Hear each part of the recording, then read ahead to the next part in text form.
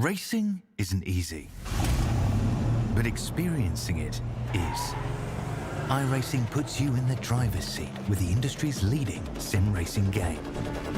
Drive on laser scan replicas of the greatest racing circuits from around the world. Go head-to-head against other drivers chosen by skill-based matchmaking to ensure competitive racing at every level. Compete across all your favorite series. In officially licensed cars, engineered to deliver the most accurate driving experience possible.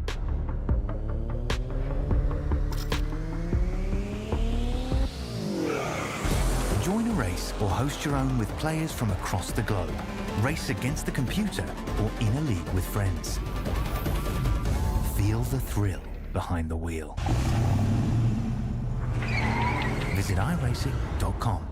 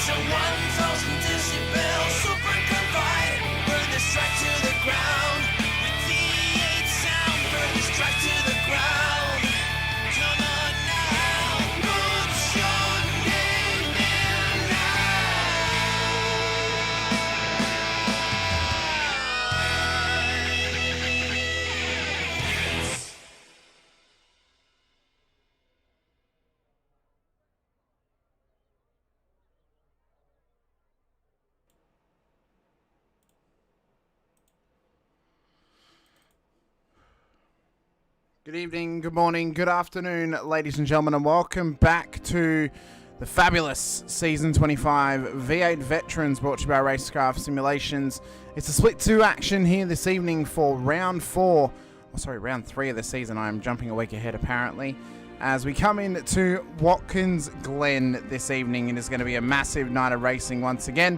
Hamish Munro here with you alongside Brett Fisher here this evening. Brett, we come into Watkins Glen in the state of New York where it's high stakes and high rolling affair. 2 different winners in the first 2 rounds this season.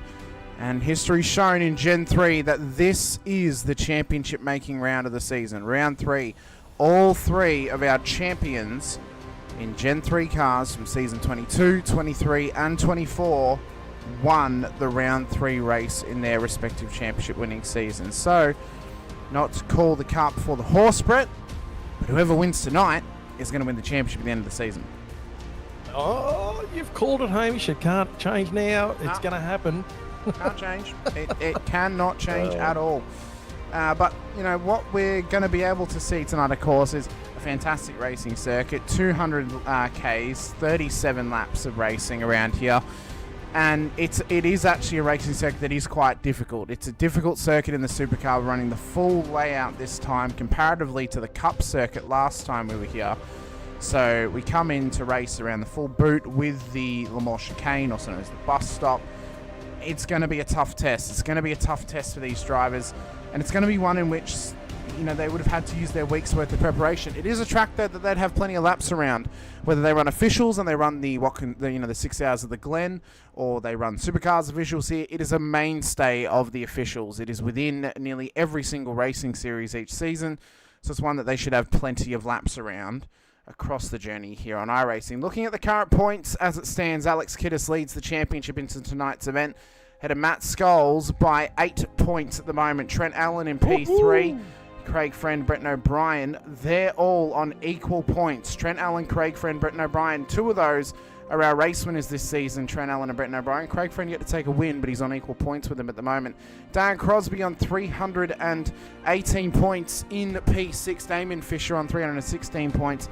Shane Randall, Chad Varga separated by a point for P8 and P9, and then in P10, while Dave Arney and Simon Heddersheet are equal on 304 points. Ron Allen, Scott McKenzie equal on 296.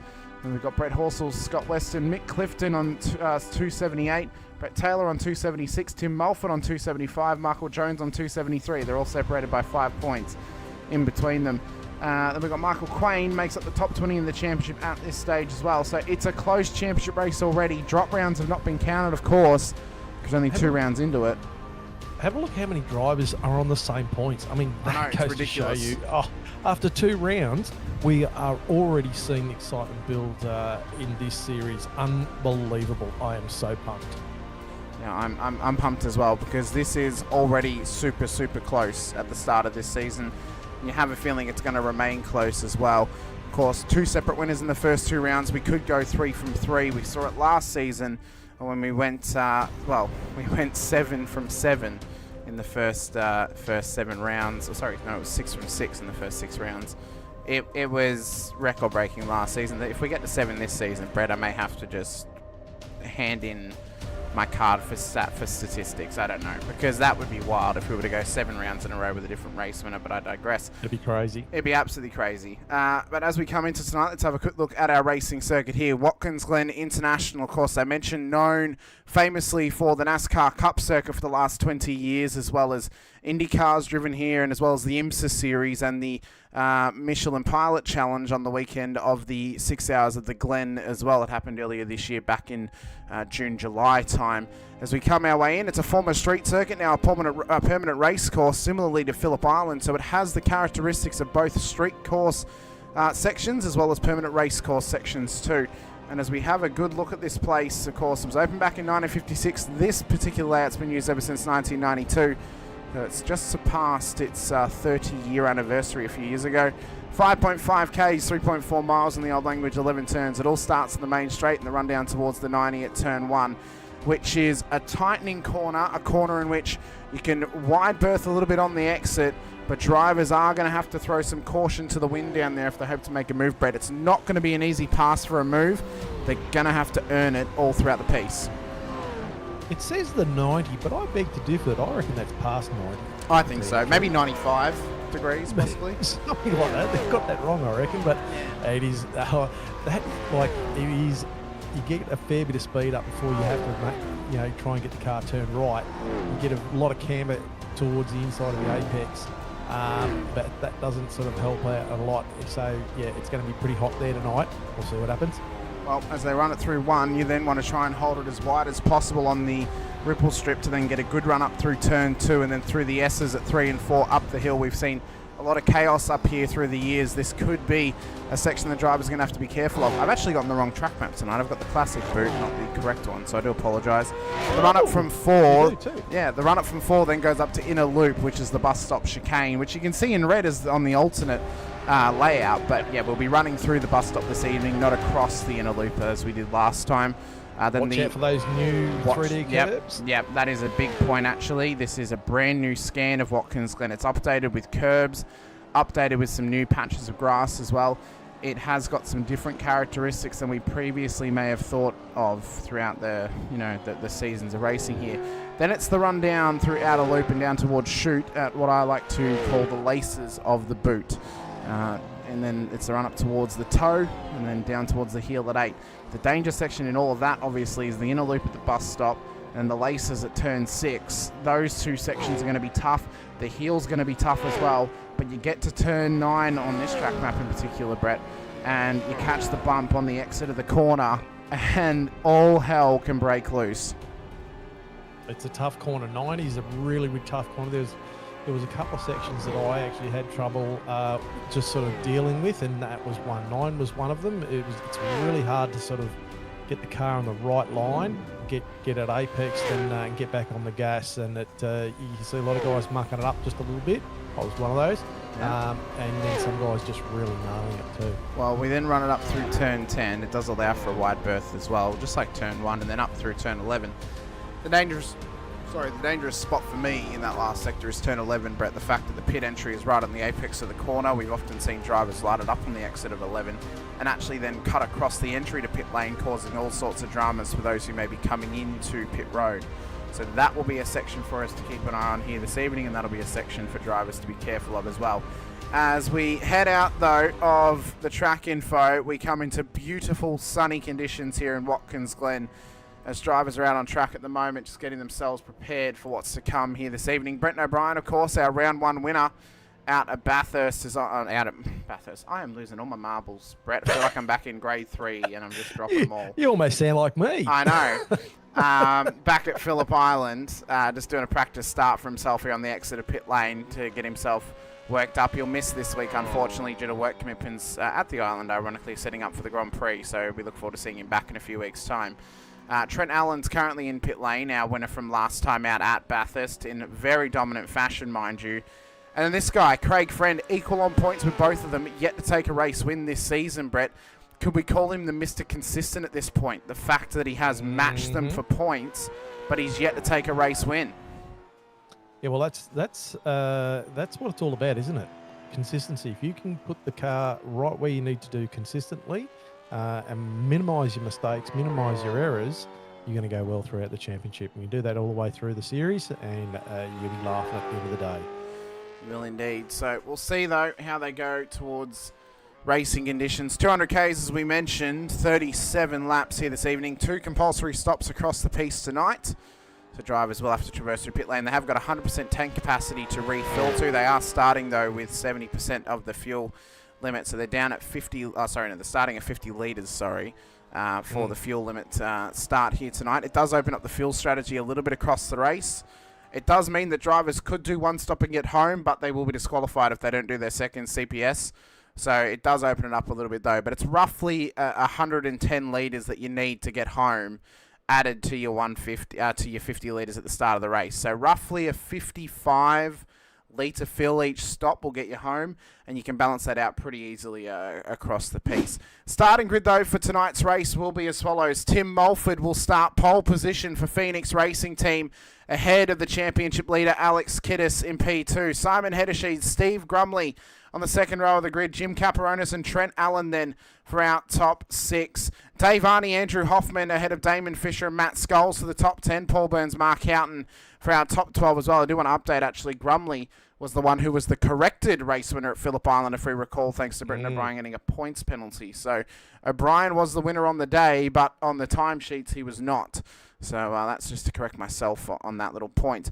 Bruce Tannock, Scott Weston are starting ahead of Mick Clifton, Simon Haynes with Chris Blanchard and Craig Friend in behind them. Brenton O'Brien, Darren Crosby then make up the top 20 with Michael Jones and Stephen Clark starting ahead of Peter Latham and Rick Viger for the top 24. Brett Fisher, Ben Brooks starting ahead of Russell Uren and Jeremy Bush for the top 28 cars, with Brett Horsell and Todd Duggan for our top 30. Matt Stoyles, Matt Monday, a double Matt for the 16th row of the grid, starting ahead of Scott McKenzie and Derek Lovegrove, with Tony Chapman making his split 2 debut tonight ahead of Brett Taylor in P36 at the back of the field. Our race controllers here this evening, Todd Martin, Travis Azapoli, and Lucas Burt in the safety car as well. So massive thank you to those guys for getting involved once again. We await everyone to get gridded up here tonight, and we await to have the opportunity to see some fantastic action once again from the Glen. 33 cars, just over a second in the qualifying. How amazing is that? So if that's got anything to go with what we're going to see tonight, it should be some fantastic racing. Let's say the new word, racing tonight. And must also say happy Bathurst weekend to everybody. Hope your driver is doing well. Well, mine didn't even make the shootout, so it's not a good weekend thus far. Oh, I who know. do you go for? Richie Stanaway and James Golding. I'm not a Premier fan. I'm a driver fan. Like Davey Reynolds. I like Reynolds. I don't mind Reynolds. But yeah, I'm a bit of a character. I'm not a team fan anymore. I'm a fan of drivers. Just so happens that both James Golding and Richie Stanaway drive for the same team. So yeah, it's just very good. Yeah, they were previously teammates as well back at GRM before they folded. So quite interesting how that all comes back around again. Unbelievable all the stats. I can't believe it. Yeah. I think that was like 2019 when that happened, something like that. Maybe 2020. Your brain, Hamish. There's our pole sitter, Tim Mulford, who will look to prepare. Could he win his first ever Vets race this evening at Watkins Glen? Could Kinnis finally break the drought this season and get his first Split 2 win? Could Hedesheed make a breakthrough to get another Split 2 win for himself? Could Grumley make it 2 as the flag flies to begin round 3 of season 25? Mulford leads us down the hill. That's already Matt Monday around off the start line and into the wall. We'll see if it's an early safety car, but that Fishy Motorsports entry is looking worse for wear, not even making it to turn 1. I got some sound, Hamish. Oh, yeah, there'll be some sound, sorry. Thank you, mate. It's all good. It's all good. It's all good. All good. Oh, okay. Anyway, yeah, well, good clean start apart from Matty Monday, unfortunately. Looks nice and tight as they go up to the bus stop. No, but that's okay. It was up before. Unless I've done something with it. There we go. Now I feel like I'm part of it. I must have only been sharing the application of the whole screen. That's okay. It's all good. Let's get back to the racing. So Mulford, he's doing a great job. Hedesheed's already gotten past Kiddis as well. We know the sorts of racing pedigree that Hedesheed has amongst Split 2. He's a long-time Split 2 driver. Never been demoted down. He's been into Split 1 a couple of times. Same with Steve Grumley, who is on an absolute chart and an absolute tear, the former Split 2 champion from season 21, the last Gen 2 champion, putting pressure on Alex Kiddis. Then there's Jim Caperonis, who was strong back in season 23 before his traversal up to Split 1. Trent Allen. I was about to mention Jim. Yeah, Trent Allen as well. I mean, I would have to put Trent and Simon Hedesheed in the same boat, Brett, because it's often been a question of what if he could get a full season in, because you'd have to argue, well, he could easily win a championship if he put a full season together. Both Trent and Simon in a very similar bed. Last time we raced here, Simon Hedesheed was the race winner. So could he make it 2 in a row at Watkins Glen? Yeah, could he? Look how tight that top group is. That is really, really tight. Look at it. There's only 0.5 separating the first 19, 18 cars at the moment. And then you've got another cluster back from 20 all the way back to Jeremy Bush in 35th. So that's massive at the moment. We run it down towards the inner loop at the bus stop chicane. Hedesheed tucked up nicely behind Mulford on board with that Phoenix Racing Team car. It's a team that's been dominant in other racing leagues such as Scops and Pro Series and SRW and the GSRC, but yet to take a race win in the Vets. We saw in Split 3 earlier on, Vela of this team finished P1 on the road, but didn't get the race win for failing to meet his CPS requirements. So now the pressure's on Mulford to maximise here in Watkins Glen to take a race win home for Phoenix Racing Team. Well, he started out in front. He's put the car on pole, and he's currently still out in front of Hedesheed. Only just, though, by 0.3, 0.4 of a second there. a bit of attack here coming from Tanik and Fisher battling Tanik away. and Fisher. Inside This is the going to 10. get in 10. Oh, it will. There's a bit of contact with them. And off the road they go. And then down towards, that was Trent Allen that was caught up in that. Trent Allen, caught up in that. a innocent bystander, has been absolutely collected by Damon Fisher and Bruce Tanik as they came side by side down the straight. Possibly could have been controversial moment. We'll look back at it in the highlights package post-race. But Well, Allen that'll be just up trying to to get the- back and going again. That'll be up to the race stewards. controllers to have a look at that one and figure out what's going to go on there.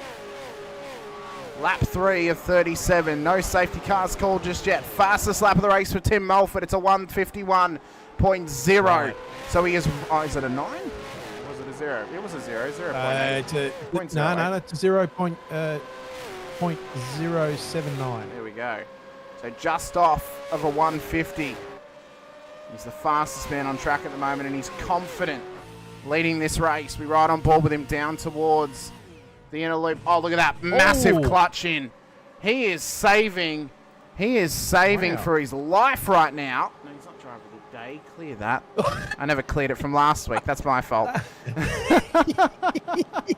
Imagine that. We've preempted who's going to win it this evening without even putting the vote out there. We can't do that. Still maintaining that about a 0.3 of a gap. So he's tucked right in there. Kiddis is only 0.4, 0.3 as well. So this still is top 5. He's very, very close. A little bit of gap back to Dave Arney behind Jim Caparonis. So, and then it still tightens up. Have a look at that tree. There is not a full second until you get to Matt Stoyles back in 24th, and then even further back until Jamie Bush. So there's only really 2 or 3. Oh, look at the closing rate there. Yep, Skulls. Big closing rate onto the back of Dave Arney.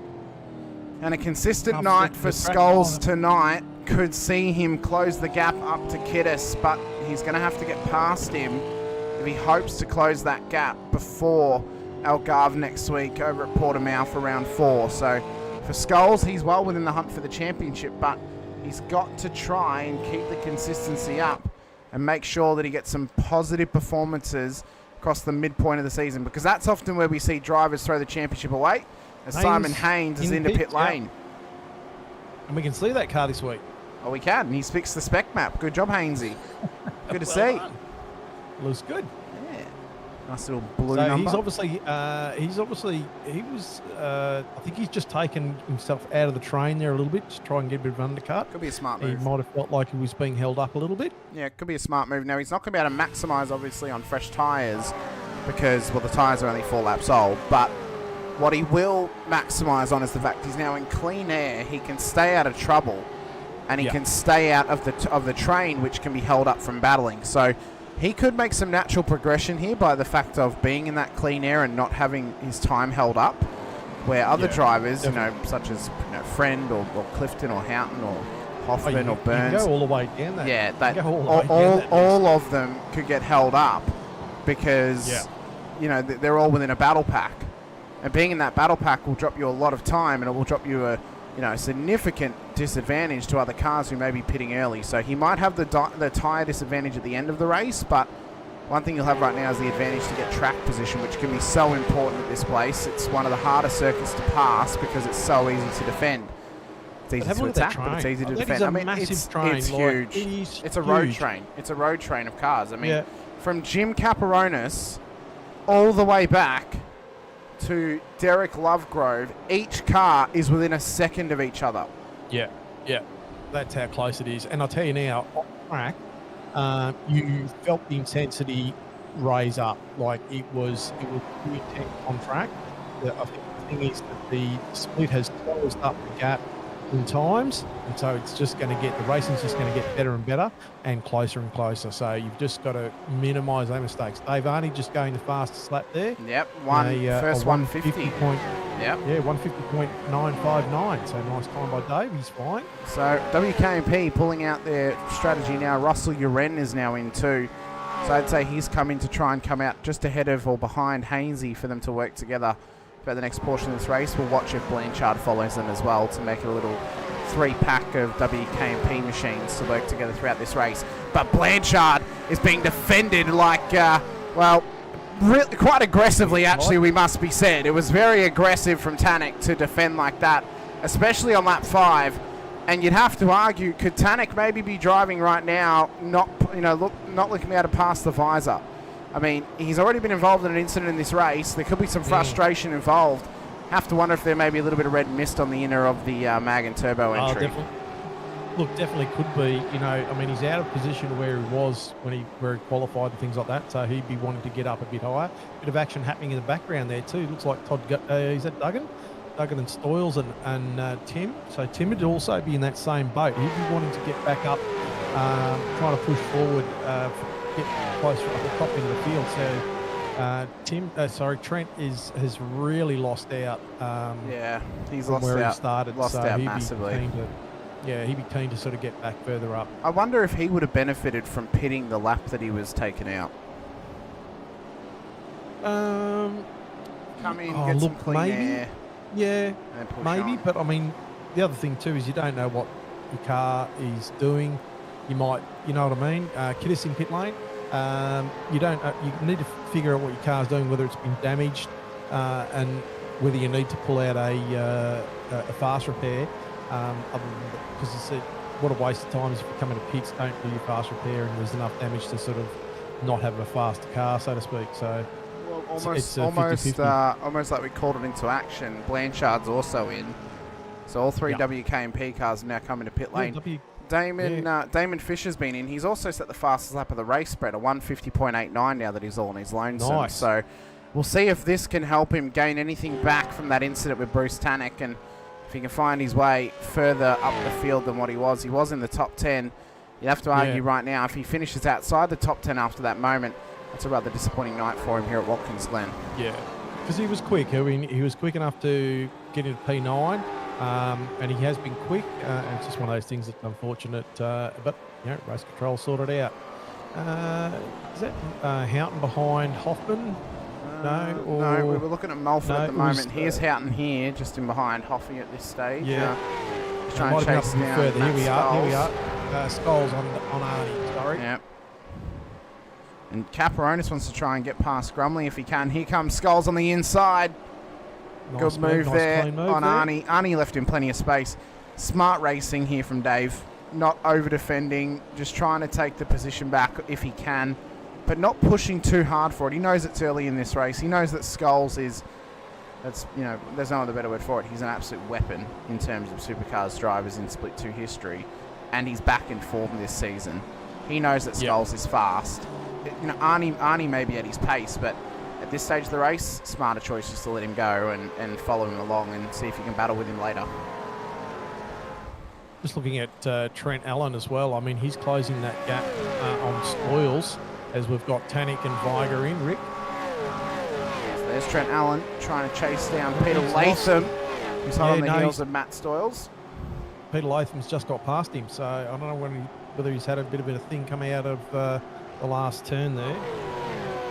Turn 11. Oh, Brett, you're in as well. Now, Brett, I must ask, did the team put the proper amount of fuel in this week?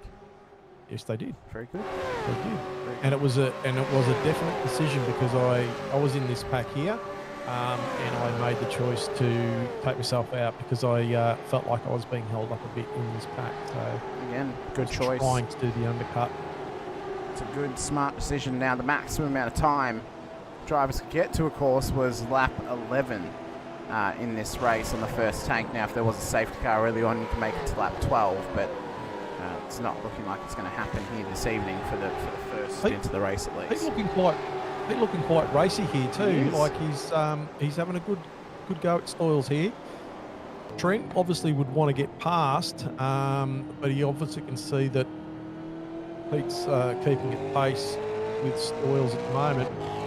Yeah, but that's all that happens. With that is Trent outpaces both of them by probably nearly half a second. So he'll be wanting to get past them because it's not just that he outpaces them; it's the guys that he was battling with at the front of the field are outpacing them by half a second per lap. So whilst he's stuck behind them, guys like Caperonis, Grumbly, Scholes, Arnie, etc., they're running away from him because they're able to open the taps a little bit more, and he's just stuck in no man's land as Craig Friends in the pit lane.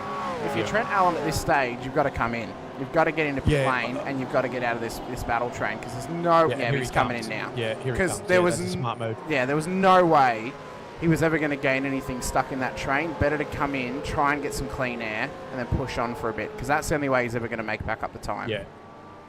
And it's incredible. It's a really, really hard track to pass on too. You have to get some good speed out early of some of these turns so you can actually have a decent run on some of these cars. Maybe down to the bus stop or something like that, or maybe leading into the boot or out of the toe. But it's definitely hard place to pass. I've actually seen a few people actually trying to get a run on the outer loop. Taking a wider line to try and get a shot into the chute during the race as well. Kittis just going fastest time at a 150.459. Well, he is on his own, and the taps are open here, Brett. So he is going to undercut Tim Mulford. You'd have to argue he's going to undercut both Mulford and Heddersheet in this stop because he's able to open the taps completely and really just set qualifying times right now. Because he's doing a 50.4, which would have been good enough for a top 5 start in split 3. It would have been a bit further down in split 2, but still, it's, for race pace, this is an epic amount of pace he's got on board this car. He's one of those drivers that we're focusing on this season as part of our little, driver enhancement program to try and show off more drivers in the field. As one of those drivers that we said at the start of the season, if he can fix up his racecraft, he'll do well. Well, he hasn't really had an opportunity. He's had to use it this season because he's been at the front of the field in the first 2 rounds as Mulford's in. And hasn't he proven some points so far? He has. I mean, he's been incredibly fast. Lifted in as well. He hasn't had to really battle anyone this season because he's kind of been on his lonesome. But he's been very impressive in qualifying and at race pace as well. The caveat to that is what is he going to be like when he's in a battle pack? He could be completely fine, and he could really suit split 2, or he can make some mistakes, and that may be what could be the difference maker between him and leading this championship to the very end. Matt Scholes, though, is hot on the heels of Jim Caperonis right now. 2 drivers, of long time split 2 tenure. Both of them former split 1. One of them has chased the championship glory. The other got oh so close only a few seasons ago. So both of them know what it means to try and put together a full season. Both know what it means to get so close to putting a full season together. And for Jim, it's a rebuild season. It's a get back into the swing of things, get himself back up to pace. For Scholes, it's a proving ground season. It's to get back to where he knows he can be. He's comfortable in the car. He's got a strong team around him in 801 Sim Sports, and he looks as strong as ever. You compare him to season 18 Matt Scholes, and I'd put both of them side by side and say, hey, both of them could win the title right now. Looking strong, looking strong. Caperonis just has a little bit of I don't know whether that was enough to be an off track, but even Caperonis has impressed me so far, for the 2 races that he has been in. He's put the car in the top 10. He's running in the top 10 now. He's actually up 2 spots, even though probably guys have been pitted. But Matt Scholes, as you just mentioned, up 6 spots at the moment. So he's on a charge, and he's one to look out for. An absolute charge right now is Scholes, and there you go. It's good to see him back in form. So into pit lane comes Scholes, Arnie, Hoffman, Houghton, Burns and Weston. Clark's in as well. Just to give the update, Kiddis did jump Tim Mulford in their pit stops, so that was a smart play from Kiddis to undercut him. He's managed to do that. They both took a very similar amount of fuel, Brett, so that there was purely based on the undercut strategy and being able to run a couple of faster lap times, some gains to gain some time over Tim Mulford across the pit stop period. So Kiddis is in a very strong spot now to try and take home his first race win of the season. Let's see if he, he's been good in clean air. Let's see what he does over the next couple of laps. And he's 0.8 at the moment out on Grumley. Sorry. Mulford. Let me rephrase that because we haven't equalised yet. Let me have a look at the tree where Kiddis is. He's there. Sorry. So he's about 0.6, 0.7 on Mulford at the moment. So let's see how that compares in a couple of laps. See whether he can maintain or stretch that lead.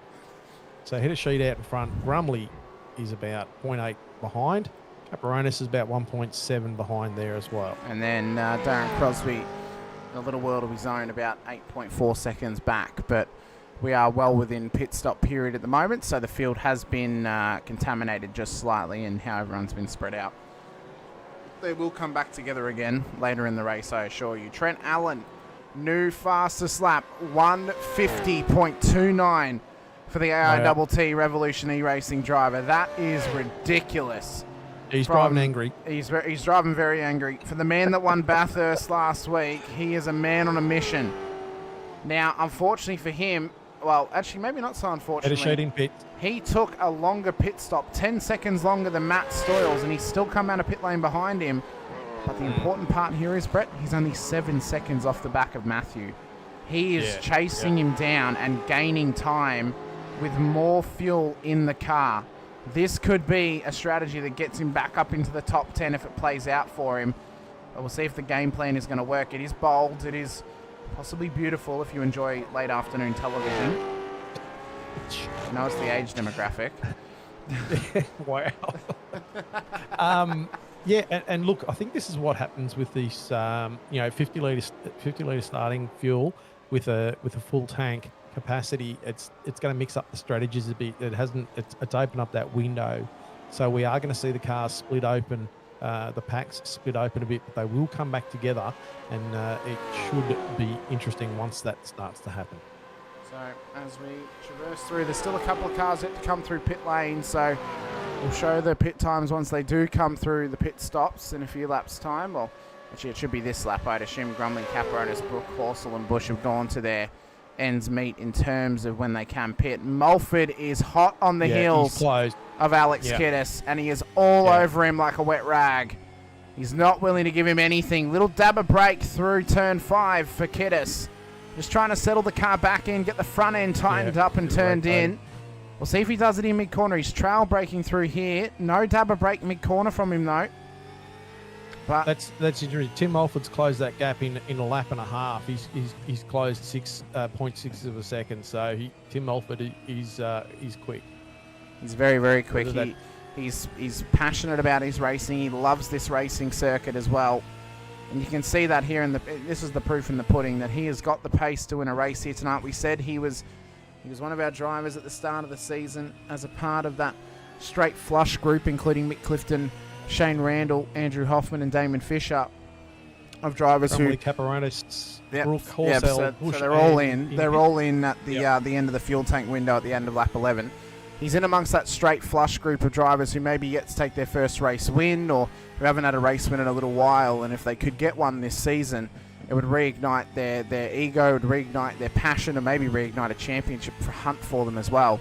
So if Mulford can get that job done tonight, don't stick your nose up at him. This guy can win a championship, and he's highly capable as he heads back into P2 now that those guys are just coming out of pit lane. So Header Sheet has managed to just come out alongside Caperonis. There's Kappa there on the inside as they run up through 2. O'Brien's ahead of all of them. Breton has actually undercutted all 3 of them, but Header Sheet now ahead of Caperonis and Grumley in behind him. So this battle pack's really tightened up. Bush has been in there for 38 seconds. He's taken an extended fuel stop. See if that can undercut him some time later in the race. But look at the run through the bus stop from them.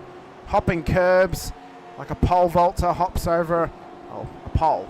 But they've done very well through there. Wow.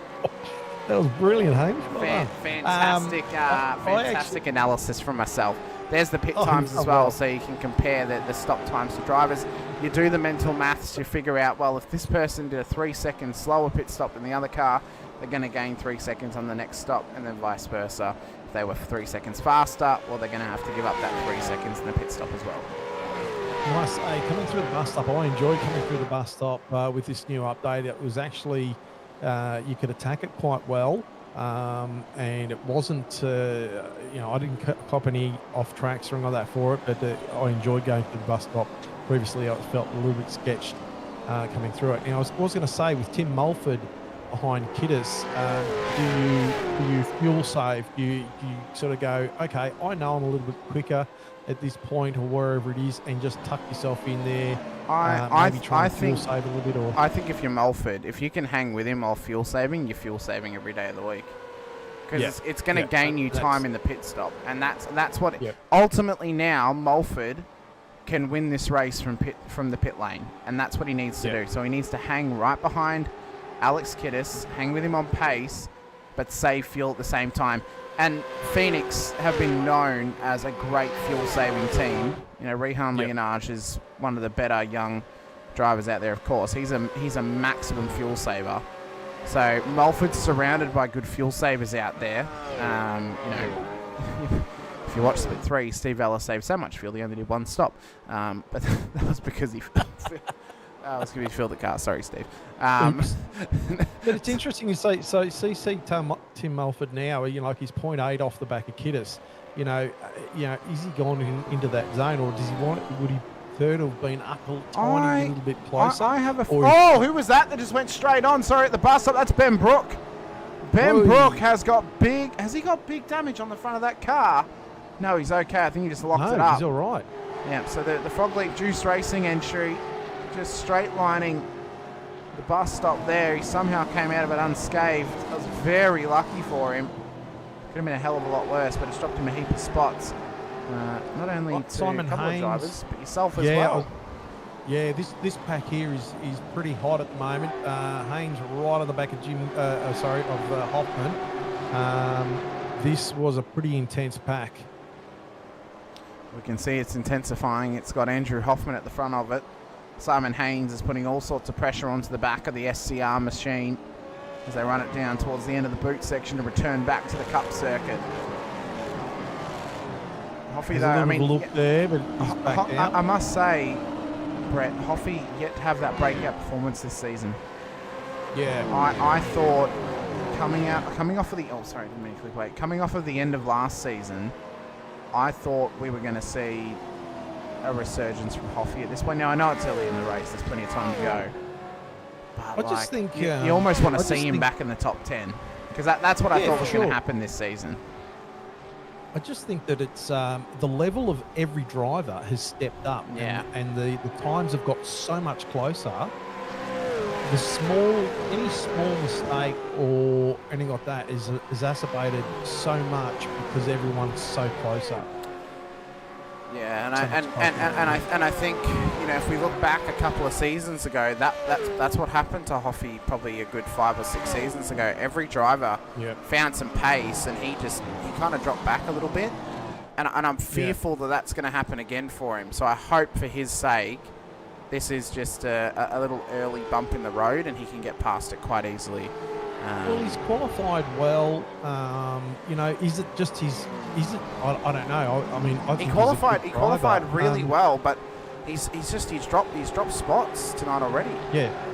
Is it his race pace or what? You know, I don't know. I'm not putting any words in anyone's mouth or presuming anything. Now but, now the 47th have pointed out that he must be running with a full tank of fuel, but even running with a full tank of fuel, would he drop this much time? Because Clifton's running with a full tank of fuel. Houghton's running with a full tank of fuel. But there are 2 drivers ahead of him who are faster than him right now and didn't qualify ahead of him, and they've got full tanks of fuel. Hainesy's got a full tank of fuel, and he's all over him. He is all over him, and I watched Hainesy all over him. Rick and I were having a fantastic battle just behind these guys too. And like I said before, a very, very hard track to pass. You know, like you got a bit of a run out here down the straight, get almost up beside each other, and then, you know, you either sort of made full commitment or you sort of backed out because you weren't quite far up enough, you know. We'll see how it ends up for these guys when we check back. And he's got a bit of running that time. He's got a good exit out there. He is. Right on the back of Hoppy. He's right on him. Coming up the back. Up through 3 and 4, up the S as they come. And Hoffy is feeling big pressure right now from Simon Haynes onto the back straight. Haynes has got proper pace on board that Mustang. Can he do anything with it, though? This is the problem, see? And he Yeah. backs out because he knows he hasn't got enough. The problem is he's got to be alongside him before the braking zone of the bus stop. He can't try and lunge it in because it's never going to work. You have to be alongside before the braking zone to make that move work into there. And the problem for Hainsey is he just can't get close enough. Yeah, and that was the issue, you know, same with myself and Rick and a few of the other guys in this pack as well. We're all having those same issues. You know, they felt like they probably held up a bit, but just to time it right to get the pace out of the corner, to make that pass and make it cleanly without doing a dive, he was just very, very hard. Hainsey again, right up his ginger. He's all over him at the moment is Simon Haynes. He wants to move in towards the hill. He can't quite get it done under brakes. That's really good from Hainsey though too. Like you know, probably a season or so ago, Hainsey might have stuck that up a bit harder there and probably forced the move a little bit more than he has there. So that's good sort of vision. He's getting a lot more. It's almost like Hainsey's thinking a few corners ahead, and he's not panicking and thinking he has to get it done at that corner. He's trying to plan and put some pressure and try and force a mistake from Hoffy possibly as well. So it's that constant harassment too, you know, like he goes, right, yeah, look, there he is. He is up the inside. You know, can he do anything with it? Is he far enough? No, he's not. I'll hearken it to you, Brett. A few weeks ago, I had a fly in my room for about a week. You know how annoying that fly was? Because every time I heard it or every time I saw it, I'm like, you're still here. You haven't left yet. Simon Haynes at the moment is a fly in the room of Andrew Hoffman. He is all over him, and he's stuck behind him, and he's continuously reminding him that he's right there. Here he goes. No, no. See him again. But I mean, that's great. I mean, to see what he's doing there, that is really good. That's just putting that little bit of a constant pressure on him. He cut some grass then. I wonder. I hope he hasn't got himself a slowdown. I don't think he has, but he's got to be careful of that. Yeah. But yeah, he's just working the back of the car. You know, just obviously Hoffy knows he's there and he's being harassed. So, you know, Hoffy's going to be possibly watching in the mirror. One of the biggest mistakes you can make, watching and being concerned what's happening behind you too much. But here he goes again as he gets out of the lace, the toe, sorry. The heel. He's just there. He's not quite close enough to really put a full-fledged attack on him just yet. As we ride with Rick Feiger at the moment, just in behind this battle. He's doing a very, very good job on board the Angry Birds car. So they run down towards the end of the track. So, but I mean, this constant pressure. I mean, we've seen this time and time again. But the one thing I will say about Hoffy is, especially over the last few seasons, he has not been cracking under pressure that much. No. Now, previously, maybe 5 or so seasons ago, he may have been more exempt to, or more likely to crack under pressure a couple of times. He's done well. But right now, he's like a rock being hit with being hit with water. He just doesn't crack under the pressure. He's very cool, calm, and collected in that position. Just seeing Hainsey come out of turn 11, then he got the car sideways a bit, so he lost all drive coming out of that corner down the straight. And, you know, you've got to sort of think, okay, is Hainsey now sort of winding those tyres up a bit? But here he goes. He's having a big look this time, and I think he might be getting it done. Side by side. Side by side. And Hainsey has finally put the move on him. It only took him 3 laps and 3 attempts at the bus stop, and he's finally got that job done over Andrew Hoffman. That was a great job there. He got himself far enough upside, and Hoffy sort of seen him there, and he's let him go. So that was a good release. You know what the real issue now is, though, for Hainsey? So the 4 to 5 laps he was stuck behind Hoffy, they've given up 2 seconds to Mick Clifton, who's now run away a bit from them. And that's the only issue in that scenario. Yeah. And you can't do anything about it. Like, you know, it's not going to help you. They're already past critical laps, so what could you do? Pit early, but that's a long way to go on a set of tyres. That's a long way to go. Still 20 laps. Yeah. But as you can see, like Rick now on the back of Hoffy as well, myself there, Stoyles there chasing me down. He was pretty close to me. Having a look, Peter Latham, Horsell, all the way back to Trent, you know. And Trent would Trent, I mean, what can Trent do? He's stuck behind this massive train. He can't do very much. And this is You is know, pretty like- much the extent of his gains at this point as well. I mean, there's a few drivers in there that took similar pit stops to him. He's not going to get them in the pit lane. He's got to try and do some moves now on track to get this job done. And get this car Well, back Rick up into and the I top having 10. a Here comes... little- Oh! Yeah, no, I backed out, but yeah, we got up beside him a couple of times. It was a great battle. It was a sensational battle. Well, we'll come But, back you to know- this one very shortly anyway. But, I mean, yeah, that just it proves, Brett, how much time you can give up stuck in a battle train like that. I mean, there's nowhere you can go.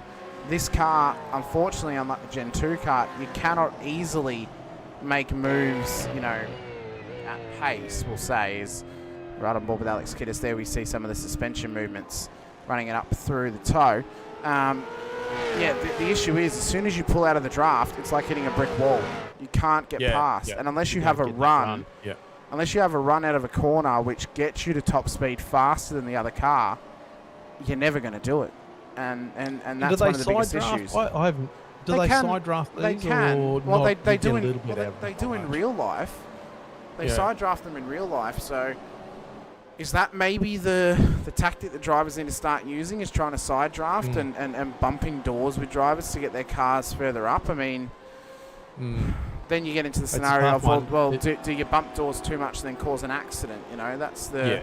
Yeah. Can you trust that the other car is going to be stable enough to sit there and let you side draft off them? Tough one. It's a tough one. Just while we're on that, we were on Kiddis and Mulford. So Mulford's obviously closed that gap up. He's only 0.5 behind Kiddis again.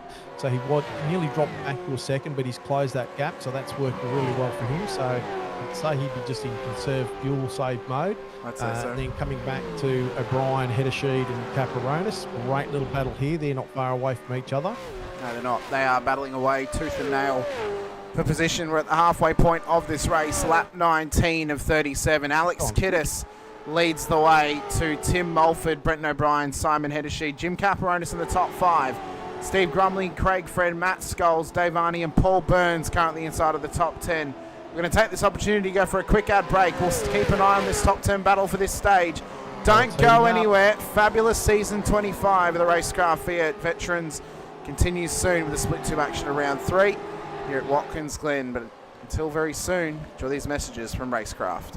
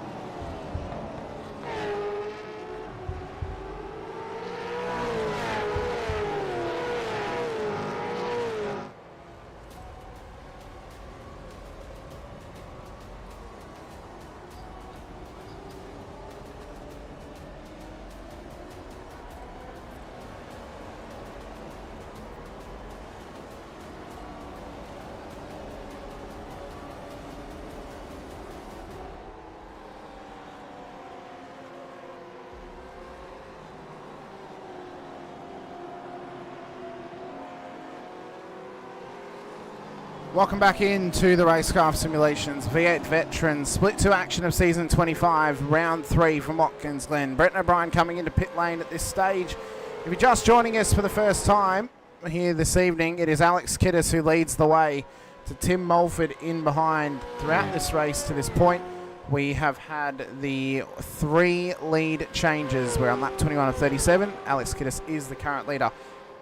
Hamish Munro and Brett Fisher alongside you once again here this evening, calling the action for you. If you're watching over on the V8 Veterans channel, well, be sure to hit that like button and subscribe to the bell icon too, so you're notified whenever we go racing with V8 Veterans action across the season.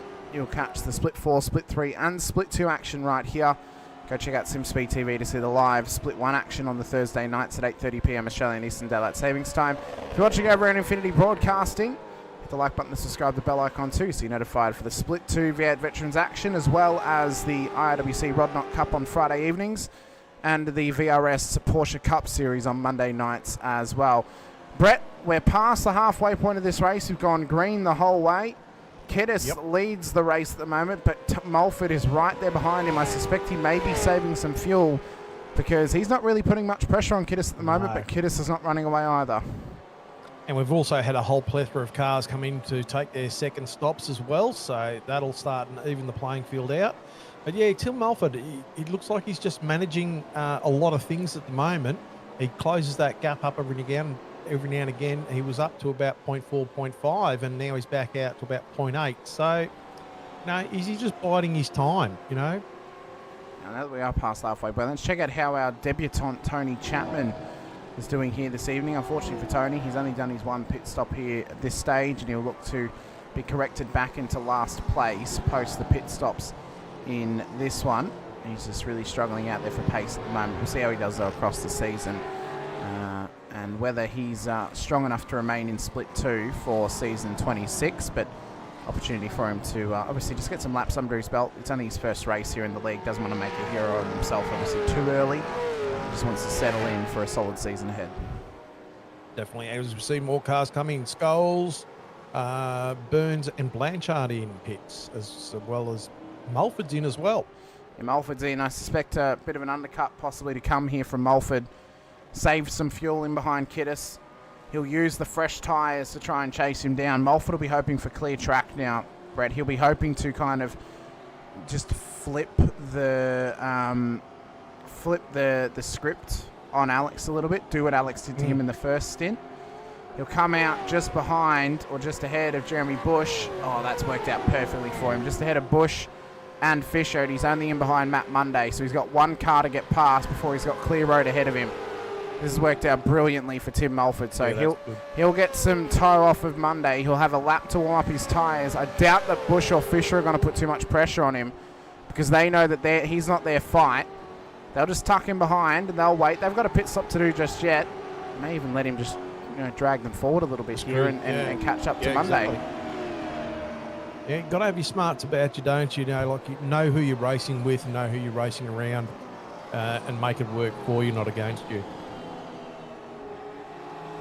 Well, Mulford is doing a cracking job tonight. We'll check in with him throughout the portion of this race as it continues on. Brett Taylor, what a season he's having. Top 20 in the championship at the moment. Brett, one of those drivers I've been following for a very long time. One of the nicest drivers you can speak to in the field as well. He's a real larrikin from Tassie, now living down in the Geelong area of Victoria. And this is a guy that, well, I mean, for me, after interviewing him a couple of times in SRW, this is a guy that I want to see get himself a podium or a win here in Split 2, because the post-race interview alone, Brett, would be worth him getting a podium or a win. He is awesome. He is such a top bloke and very driven to do better. And it's been a little while for him to get back up to speed here in Vets. He's done well in other leagues, as I mentioned.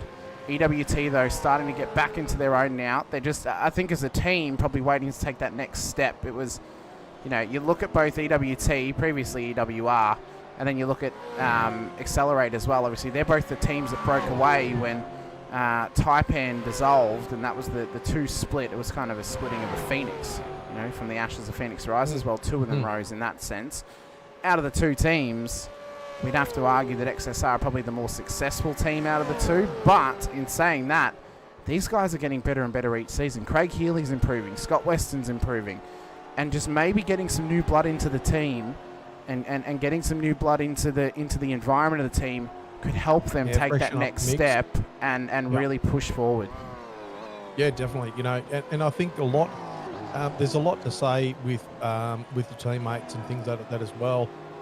Some of the guys who are running as privateers or whatever it is, good luck to them and lots of stuff. But there is some definite advantages of actually running with a team that, you know, because you can sometimes get just stuck in your old habit and not move forward, or not, you know, might need to just change one thing or whatever, and it might improve you significantly, you know. Well, I mean, a few more people coming to pits. So here we go, Caperonis, Grumley and Arnie. Yep, they're all in. Well, if we compare them right to a couple of other teams, so SCR, for example, Southern Cross Sim Racing, only started up a year ago. They started up at the end of Season 4 of 2024. They're a year into their tenure.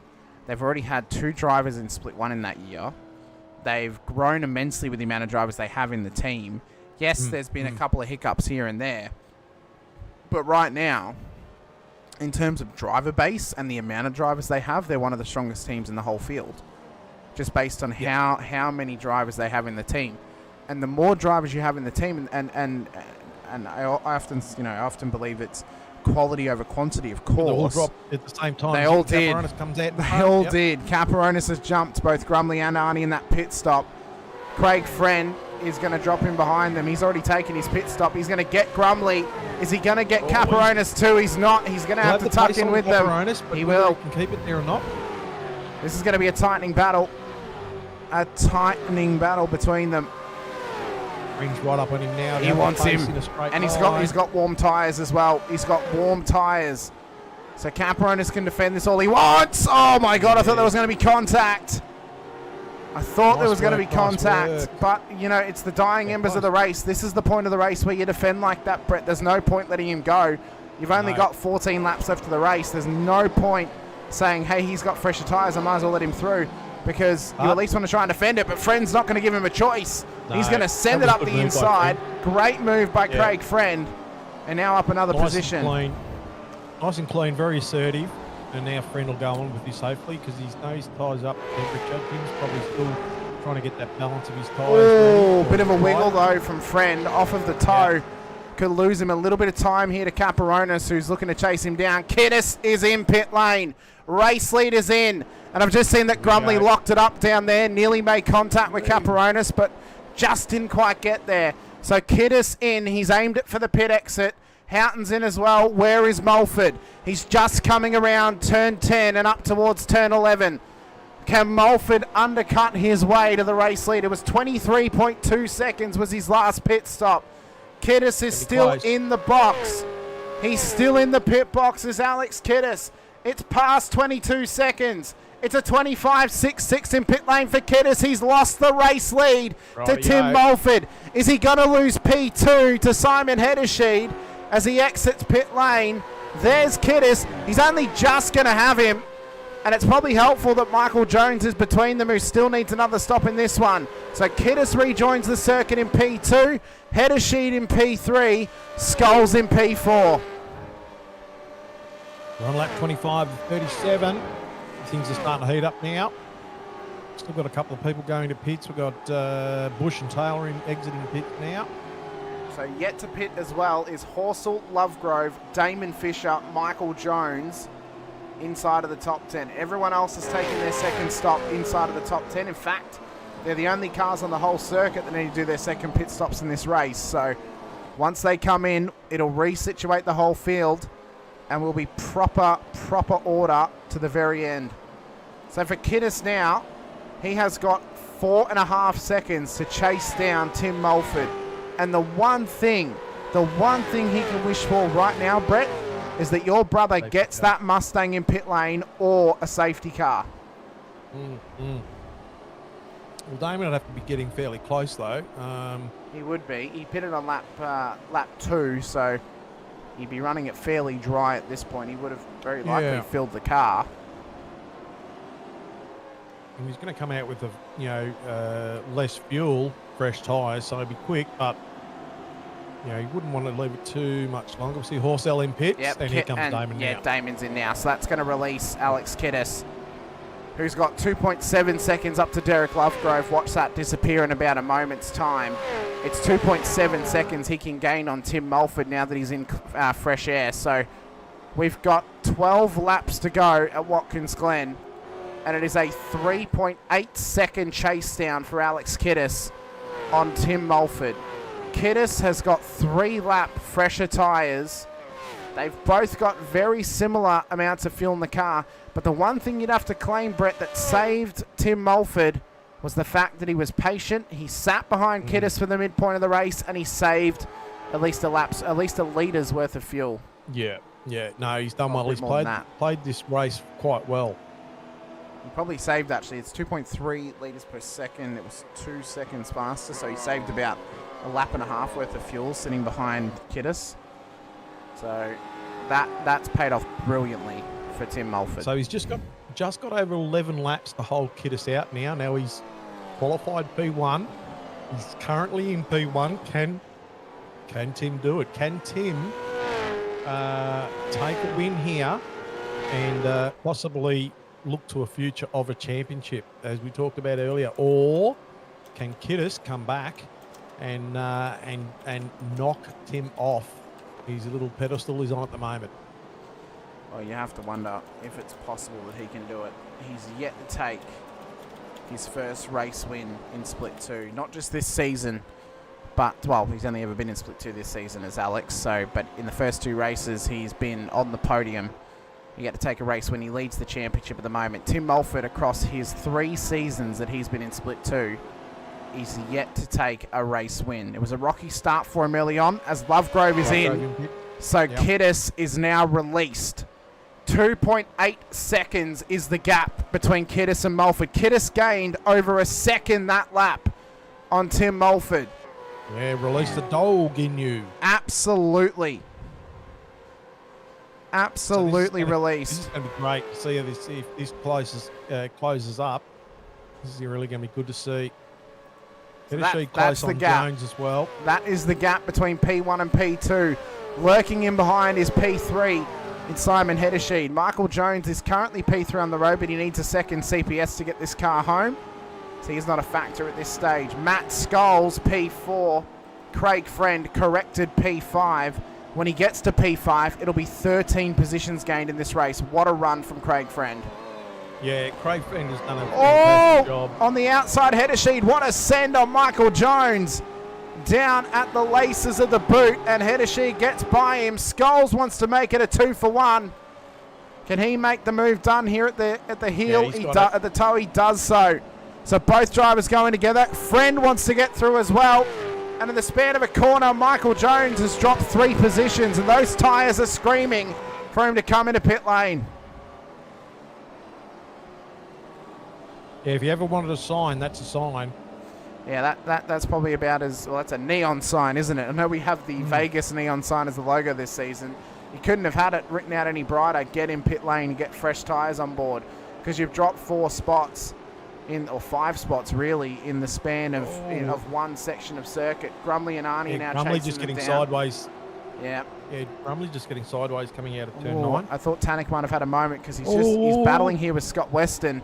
Yeah. Oh, and they're getting really close and tight together. So Jones is in.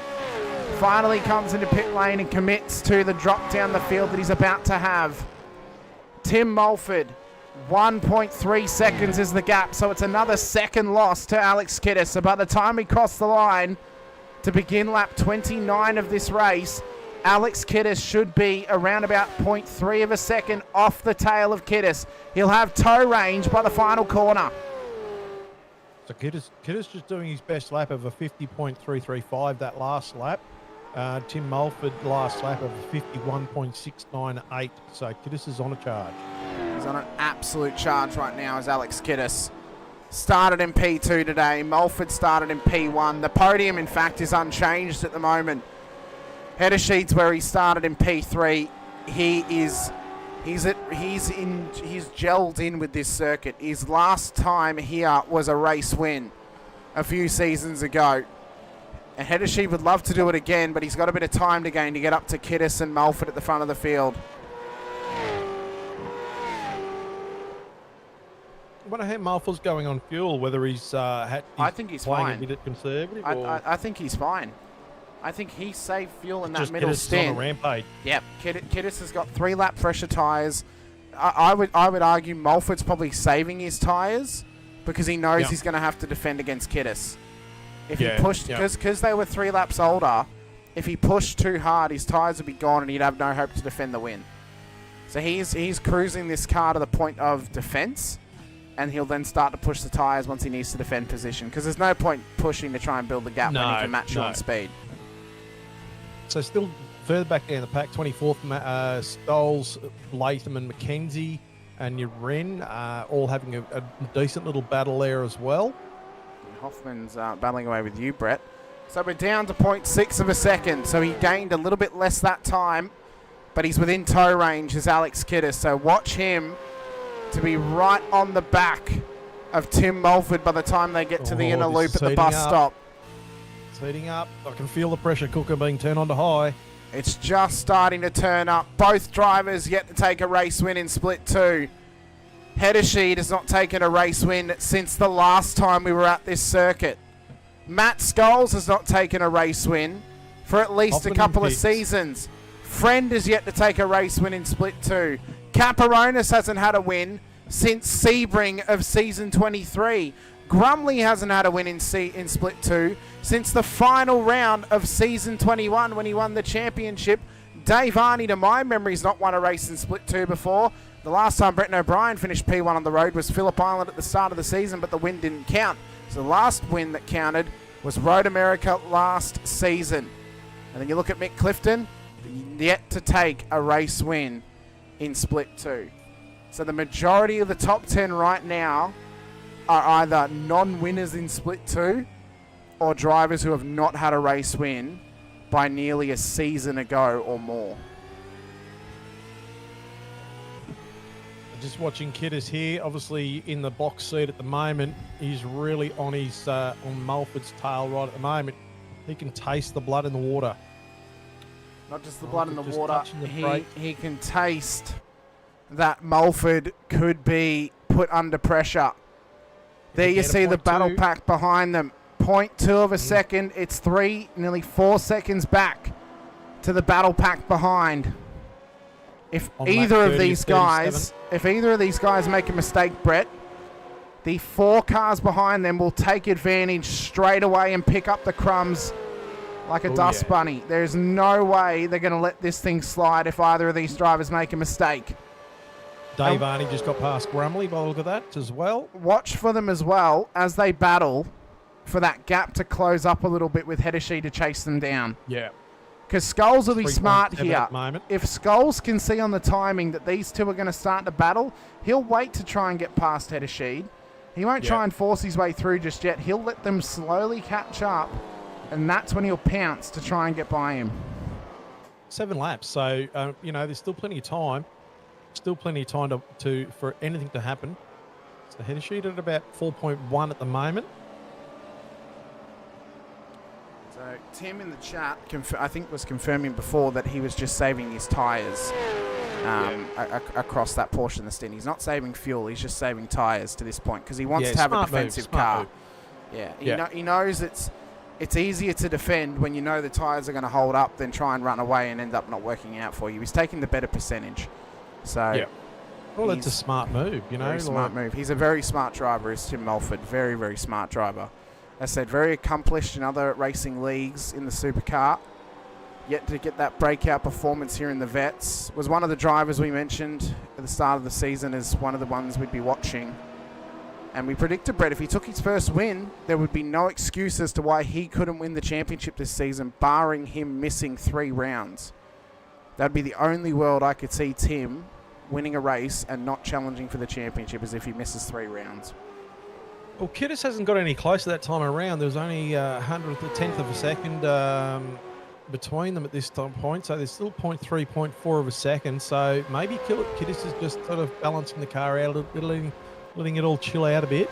So So Dave Arney, as you mentioned, made it past Steve Grummett. He's actually gained some time on him that lap, Brett. It's out to about a second now. He's chasing down Caparonis, who's trying to get past Craig Friend towards the bus stop, but Friend cuts that line of fire off almost instantaneously.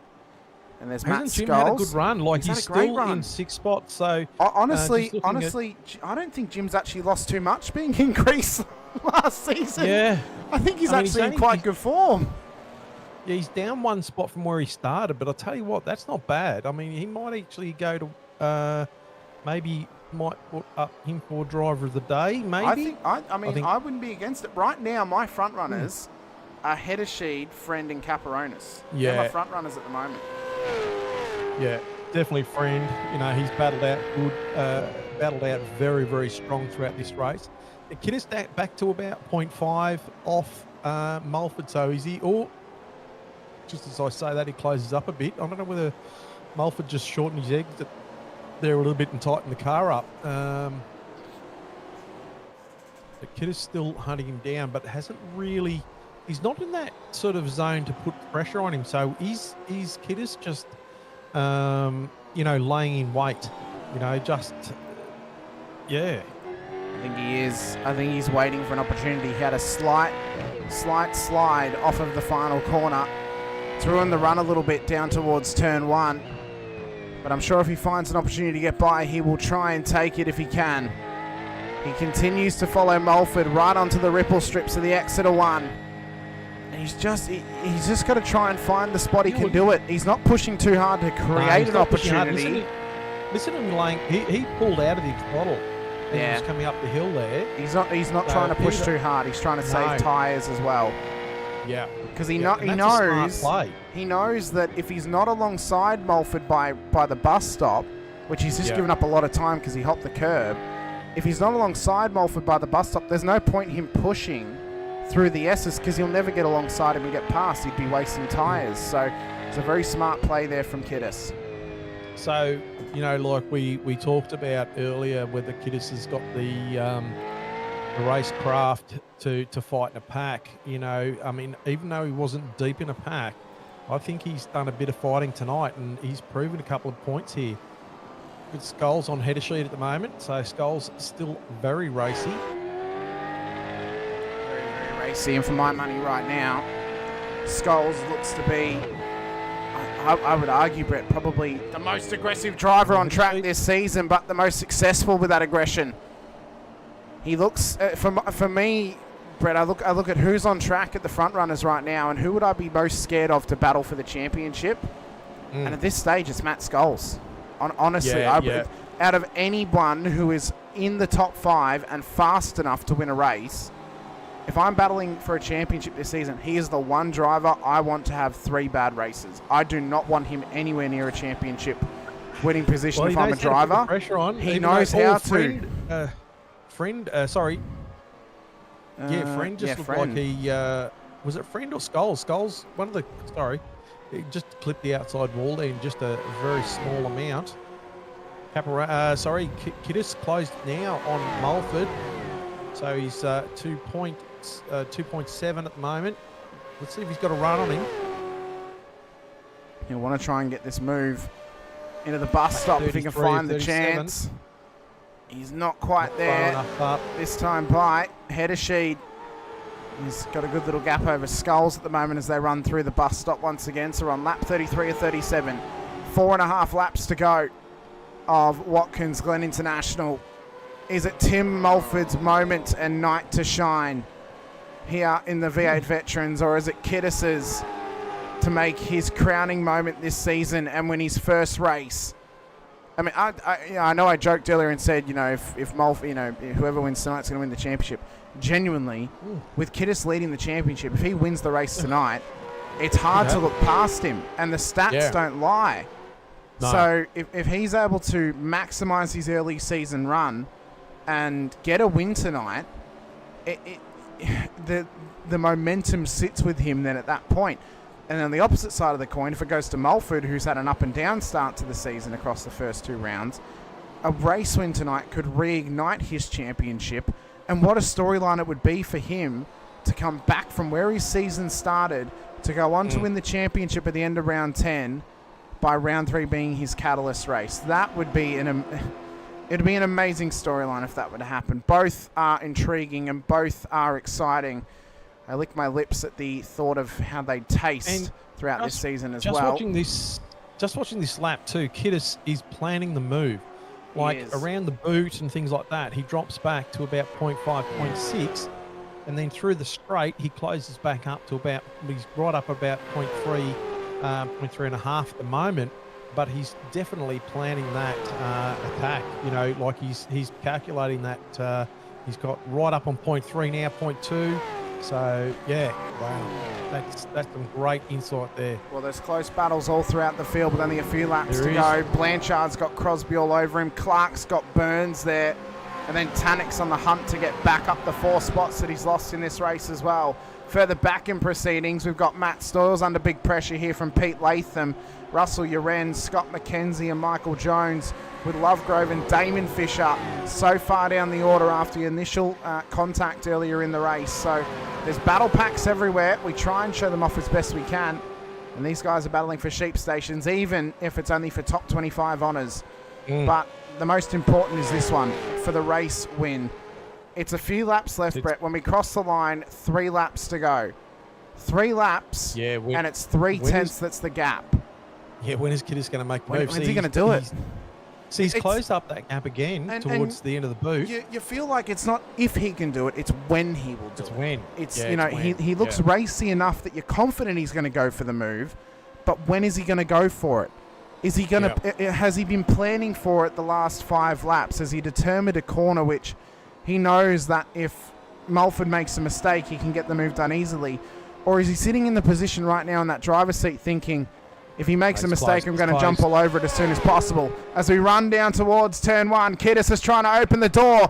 Inside line at 1. Here comes Kiddis. Side by side they go. Off the exit. Contact's made. Kiddis goes round. Out of the race lead. And off the podium is Hedesheed, Scholes, Friend, Caparonis and Dave Arney all scream past him.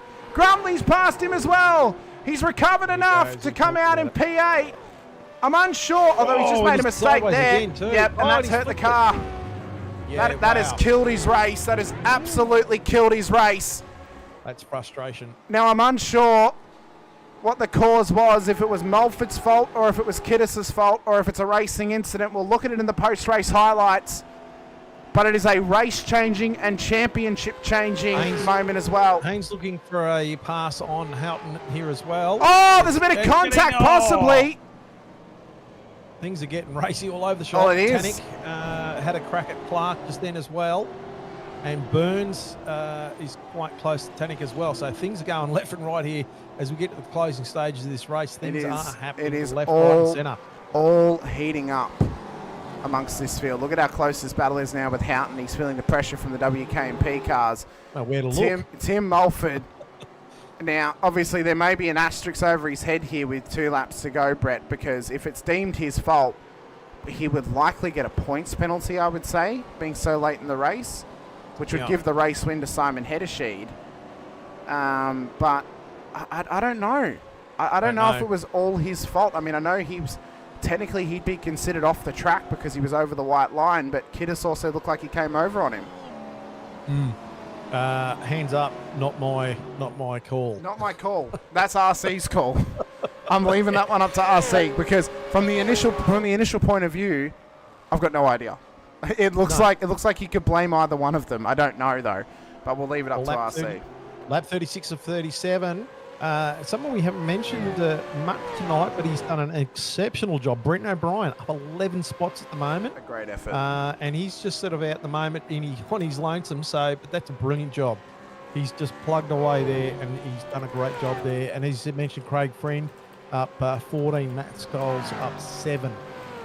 So there's some big shakers and movers all up and down. Well, O'Brien's doing a great job, up 11 into the top 10.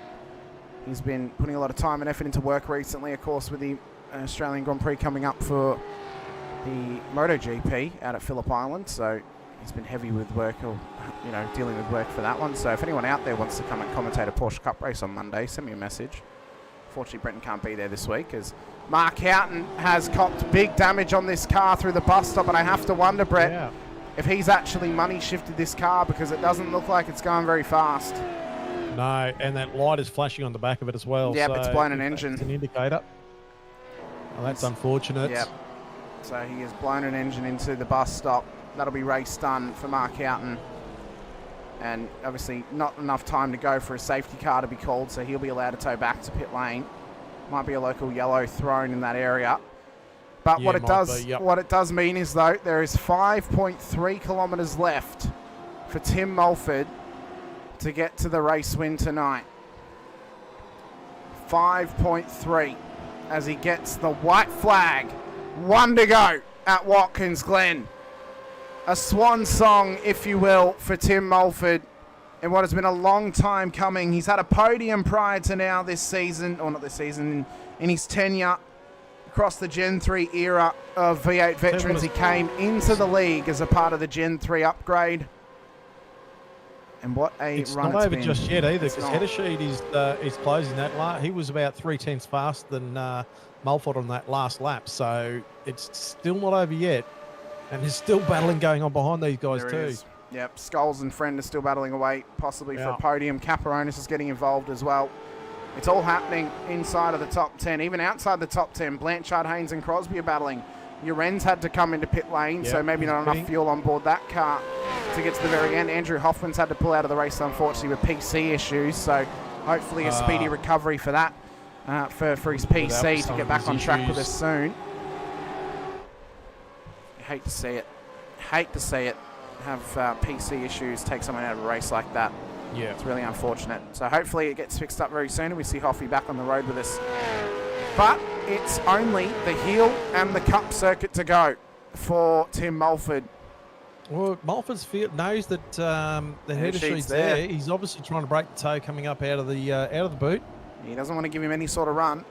If he makes it, if he makes it through turn 9 without a mistake, I think he'll be fine. I think he's got enough time back to Heddersheed that he can cruise this car at race pace to home. But what a sight it is, and what a scene it is as well. As we come around towards the final corner, the last time we were here, it was Simon Heddersheed on the top step. This time round, Tim Mulford takes his first race win in the V8 Veterans and is the king of Watkins Glen. Matt Scholes home on the podium in P3. Craig Friend in P4. Caparonis inside of the top 5. Dave Harney with a great effort in P6. Grumley, O'Brien up 11 into P8. Clifton in P9 just. And then Chris Blanchard makes up the top 10 with Haynes, Crosby, Burns, Tannick, Clark, Weston, Duggan, Allen, Viger, and Brett Fisher inside of the top 20. What a race it was to the end. I think the 4 names, Brett, I'm happy for you to chime in with any other names to replace. You let me know. I think Craig Friend, Simon Heddersheed, Jim Caparonis, or Brenton O'Brien. Yeah. Yep. All of them. So get your votes in. Chuck them in. Get your votes in for Driver of the Day into the chat. Either Craig Friend, Simon Heddersheed, Jim Caparonis, or Brenton O'Brien. We're not using our wild card this week on the race winner. Sorry, Tim. What a fantastic race. I'll tell you what, that was great to watch. It was actually great to be on track. There was plenty of battling going on. All up and down the field. It was sensational running out here on Thursday night. Yeah, exciting stuff. And, you know, as the trend continues, third winner, third race is Tim Mulford going to win this championship, as you alluded to earlier, you know, Hamish? You know, is he going to be able to carry on? He possibly Let's go back to the highlights.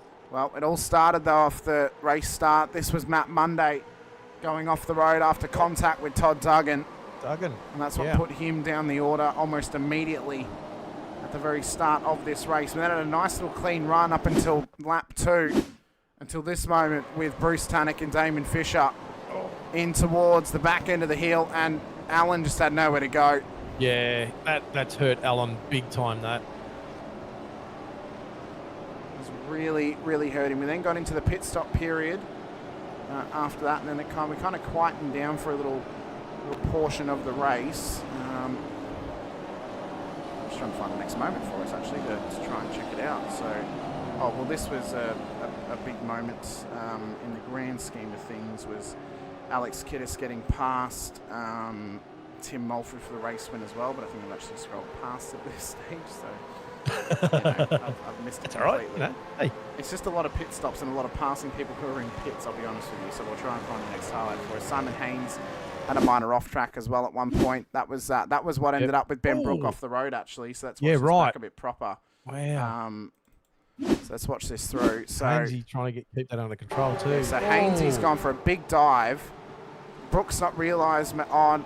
Oh no, so that was actually the lap prior. That's okay. That was the lap prior. So is this? Oh, there we go. That's a bit better actually. Can we go back a little bit? Or yes, you restricted? Yes, we can. We'll go here. I want to see that. We'll go here. Yeah, Okay.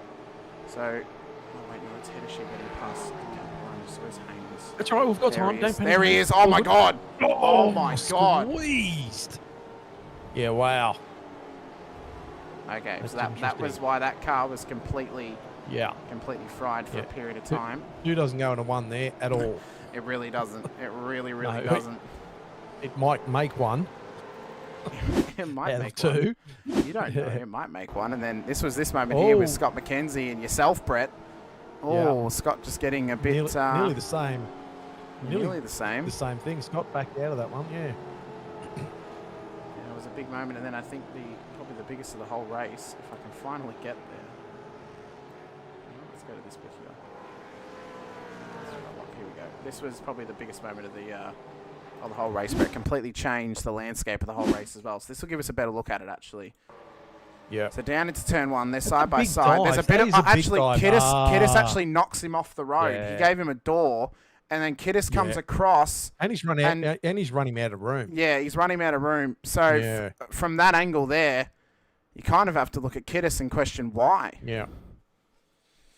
Yeah, look, he's coming. I mean, look, this is only my opinion. It's nothing, official or anything like that. But it looks like Kiddis is just coming really hot. He's got the run on him, but he hasn't been able to pull the car up enough to keep it on a line where he wants to keep it. And he's just run into Tim, and then obviously the momentum of the car just kept on sort of pushing it out wider into the side of Tim. So it'd be interesting to see the call on that one. But yeah. Well, we've got our two of our podium finishers here tonight. We've got our P2 finisher in Simon Hedishi in the green room, so we'll have a quick chat to him. Simon, a fair while between drinks for yourself on the podium. Congratulations, though. You're a previous race winner here at Watkins Glen, and now it's a P2 as well onto the resume. Congratulations on your night on the road tonight out of Watkins Glen. Talk us through your race and talk us through the thoughts when you saw Kiddis had been spun round off the exit of turn one, and all of a sudden you were another position up the road. Good evening, boys. Yeah, evening. I wondered whether I'd get back up here. It's getting tougher and tougher. Just qualified well. My first lap wasn't too bad. I think I did a 50.3, but it's just not good enough now. The league is so tight. And if you look down, I think there was like about, I think it went down to almost position 30 before they were out of the 50s. So there was 32 cars. There was 32 cars within a second. Yeah, it's pretty tight. It is crazy. It's crazy. And with these things so hard to pass, qualifying is so important, and I'm not very good at qualifying, to be honest. But yeah, I reset, did a second lap, and got into the 49s, which is the fastest I've gone around here. Certainly set my race up. When I came out of the pits, I overfueled. I took a little bit more than I should have and got stuck behind Brenton, who short fueled. And the second time I came out behind Michael Jones. I just sort of lost ground there. But yeah, when I seen Tim and Alex were getting close, I thought, there's a chance something could happen. But I was also battling Matt, which was a bit of a blast from the past. I think last time we raced here, I was battling Matt for the win. In the same position. So, I seen they could come together. When they came together, we were just too far back. But, really happy to get a second, to be honest. Didn't even get a mention in the Split 2 preview. And I thought, I've been forgotten about here. I didn't fit into any groups. Well, we thought, Simon, that, So I thought I'd better put my name back on the list. I tell you what, I want to, there are some drivers out there. Unfortunately, they didn't make the cut on the little preview, but I think think of it this way. I know how good you can be, Simon. I've mentioned before that if you put a full season together, I think you can win the championship. Get your name on the board. You know. Yeah, This is definitely a way to get your name on the board, is to get a podium. Well, there you go. There you go. I've thrown it back out there. I had a terrible run at Phillip Island. Well, it wasn't a bad recovery, but I started badly and lost a heap. Well, I was dead last, but I came back to 14th, and Bathurst I qualified shite. So still jumped a few positions, but yeah, I'm happy to get a result. I think this season is some really good tracks that I really like. Good to have those Aussie tracks to start with. That was awesome. Probably the next one, not a fan of, but yeah. And I've torn my knee, so I've had a bit of time off, so I've been able to do four. I'm able to do 4 rounds in a row here, which left or right knee? Left knee. Oh, thank goodness. Yeah. Well, I've had to change my clutch. I've turned the brake. The clutch pedal is now my brake pedal, and because I don't use load cells, it's not hard to push. It's all muscle memory really, because it's very easy to over push and lock them up. But yeah, it seems to work. Bit of fun. Well, Simon, before we let you go, I do want to mention that in the dying hours of the vote in the chat for Driver of the Day, you've actually won Driver of the Day today. So congratulations on that as well. Wow. Thanks, guys. There you go, into the spotlight big time now. Nah, that's cool. Nah. Look at that. Into the record books. But no, congratulations. I mean, it was a stellar drive. You really gel well with this place. Obviously a race winner before, and then obviously another podium for yourself as well. Hopefully this is a sign of things to come now for the next few weeks, and seeing where you can end up on circuit this season, and where you can end up in the standings. I mean, I still hope to see you do a full season at some point, because I do believe that if you could get a full season in, you would challenge for the championship. But maybe I need to keep dreaming for a couple more seasons. Who knows? Yeah, I think it just gets tougher and tougher every year, doesn't it? But yeah, stoked. Happy for Tim to get a win too. He drove really, really well. And yeah, stoked to get a second. So thanks to the league. Thanks to you guys for putting on this show. It's always good to sort of watch back on and have a look and just see what we did wrong and right. And thanks to Race Control as well for their efforts. Very good. Thank you so much, Simon. Best of luck out at Portimao next week in round 4. We look forward to seeing how you go. Thanks, boys. Thank you. See you, mate. Well, we've had a late vote for Craig Friend, which has now actually tied it up, Brett. Do we add Craig to it as well? Do the old double? Because I think Craig had a very good drive, to be fair. He did, yeah. That's your call on that one.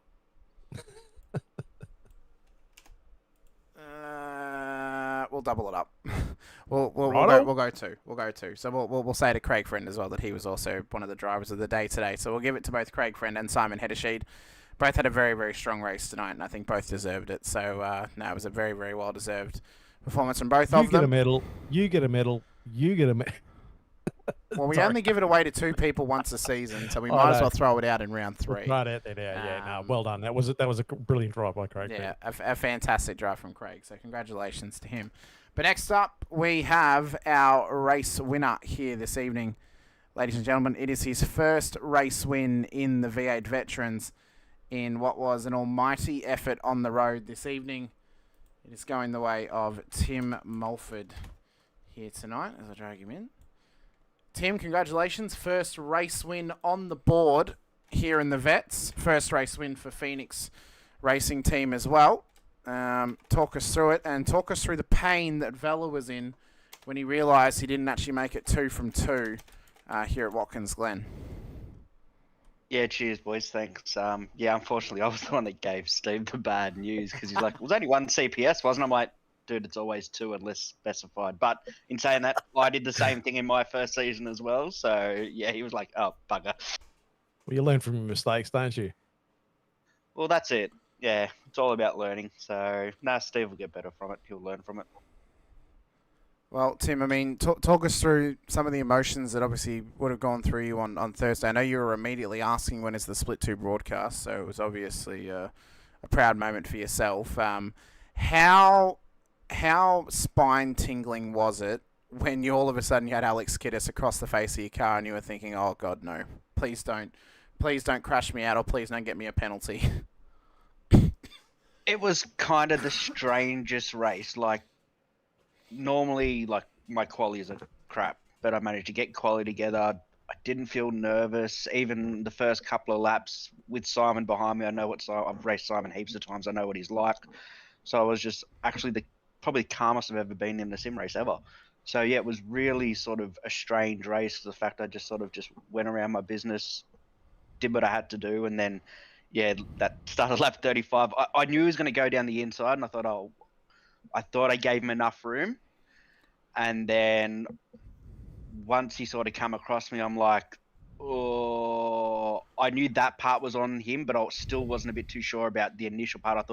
I don't think he had the overlap before the corner entry, but yeah, I was just like, even then, normally by then I probably would have lost it or slowed right down or spun the wheels up and spun it, but I just sort of, hit the brakes, he's gone, drive off and see what happens.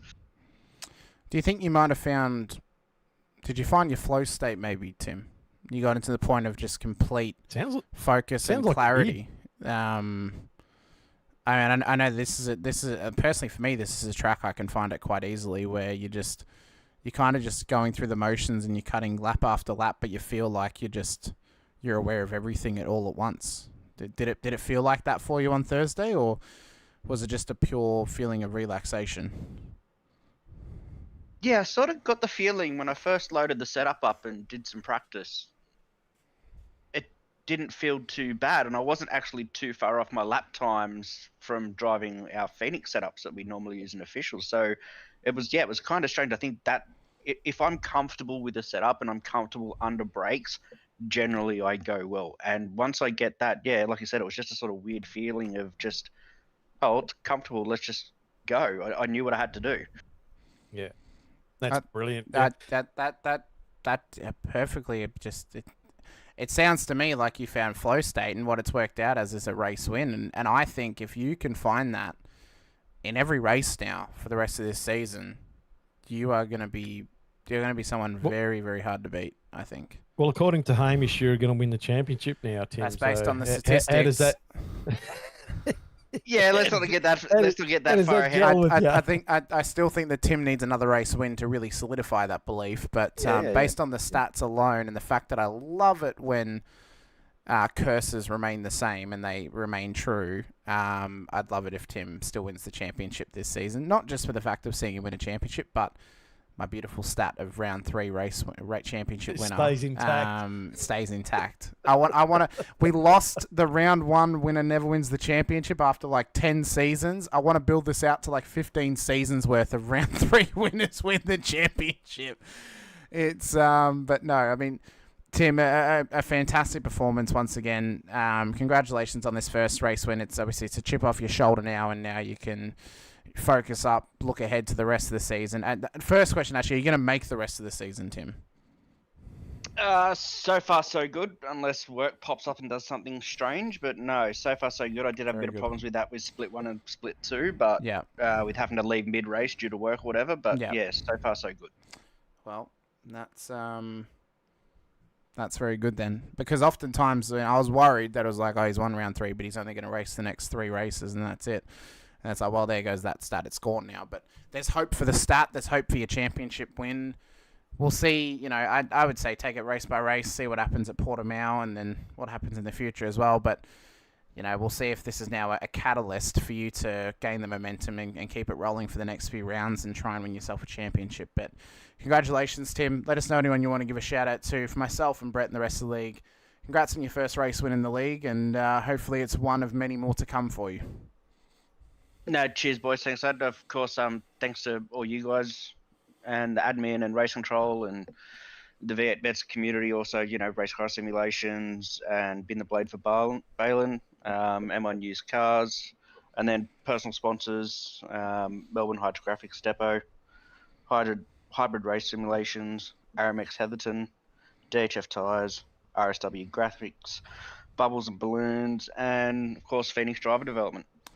Tim, do you know how long it's been since I've heard that rollout of sponsors? That's good. I like it. Yeah, it's been a while. That's. I haven't heard that since probably May, and that feels good to hear it again. Good job. I just Well want to done. point out, Rushy's just said he's achieved Symbiosis. symbiosis. Yeah, and I reckon, well, maybe he's achieved singularity.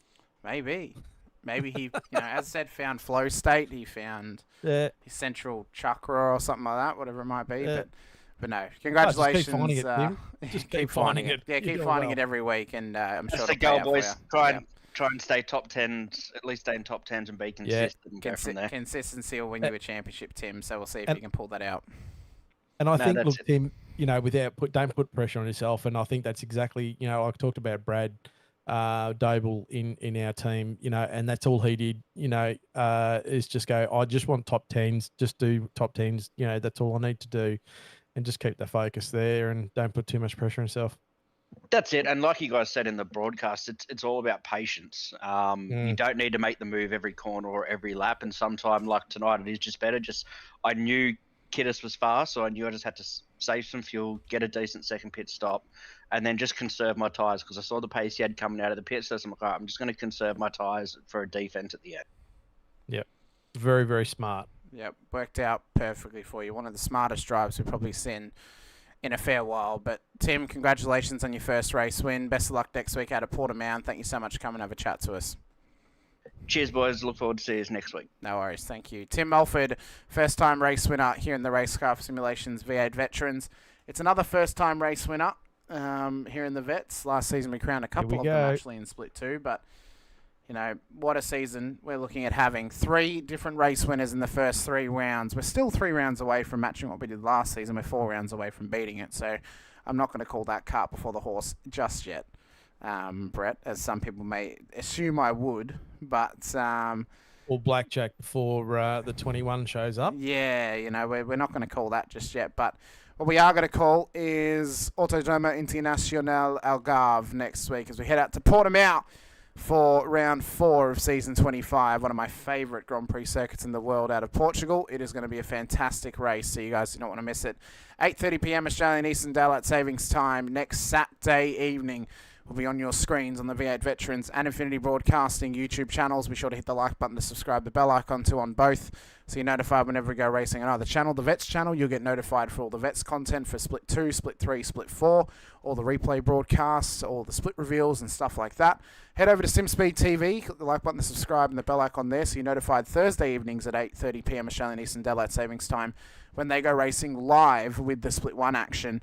And over on Infinity Broadcasting, when you subscribe there and hit that bell icon, you get notified for the IRWC Rodnock Cup, the, of course, V8 Veterans Split 2 action, and the Monday night VRS Porsche Cup Series as well. A massive thank you to all of the series sponsors for continuing to support the series, including Racekraft Simulations, Logitech G, Parramatta Isuzu Ute, Player One Sim Gear, Nova Sim Sports, Südspeed Gloves and LGC Images, and M1 Used Cars for the Driver of the Day award. Tonight, it went the way of Craig Friend and Simon Heddersheed. Next week, it could go to you. For myself, Hamish Munro, though, and Brett Fisher alongside, thank you so much for joining us here out at Watkins Glen. We'll see you guys next week at Portimao. But until then, stay safe, drive hard, and as always, bye for now. Screaming, tires bleeding, virtual cubes, the motor's breathing, engine thunder from down under, piston fire, turn asunder, put your name in lights. Oh, with the Vets tonight, it's a 1,000 decibel supercar fight, burn this track to the ground with V8 sound. Racing's real.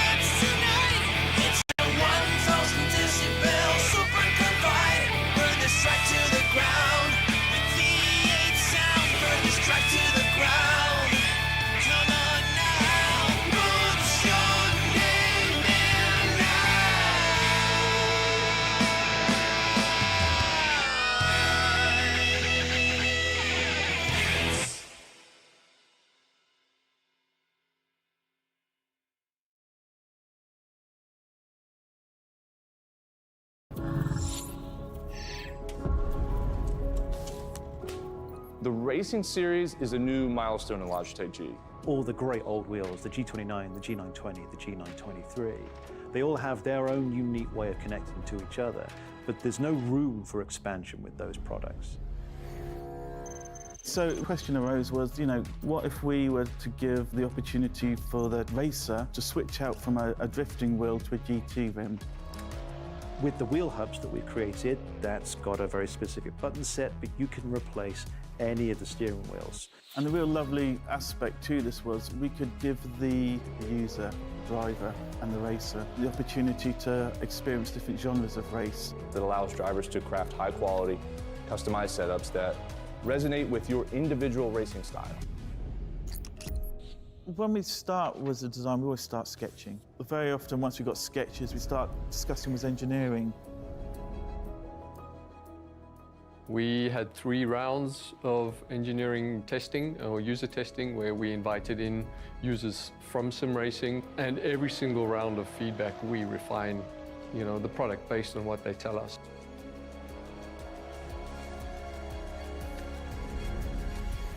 In this sim racing lab, again, we're going to use data to really analyze what a driver needs. We've used everything from eye tracking to the inputs from the pedals, the inputs from the, let's just say, input devices, the wheel and the pedals, the shifter.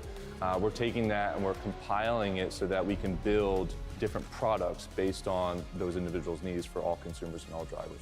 I don't know of anyone else in the industry that's actually doing this kind of research into their products to see how their products are affecting performance of their users. We've built the product to make sure that it's as reliable as possible. So the innovations in engineering that I'd say we're most proud of is the sequential handbrake and shifter toolless changeover. This is now a patented system, so it's really easy for the user to just switch between modes. If you give people the tools to do what they want, they will. They will just go off and have fun.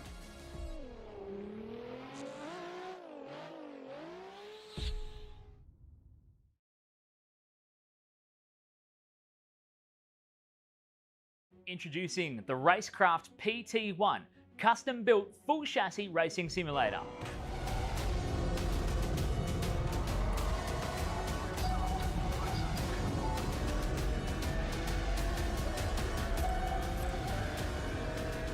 The design project, codenamed The Cage, an 80/40 extrusion chassis sitting on top of a Sigma Integrale DK2 Plus 4-point full motion actuator system.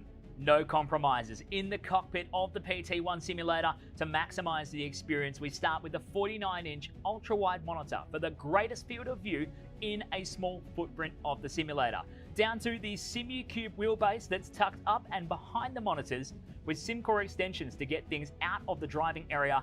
Everything is connected to a Cube Controls GTX steering wheel with the built-in dash and all the extra button functions available at your fingertips. Driving through the Raceworks S1 pedals, the potentiometer throttle and the 2 hydraulic pedals for brake and clutch ensures you maximize the feel underfoot, and seating yourself into an OMP HTER bucket racing seat with OMP belts connected to a G-belt tensioner to provide that extra feeling and the heightened experience while you're driving.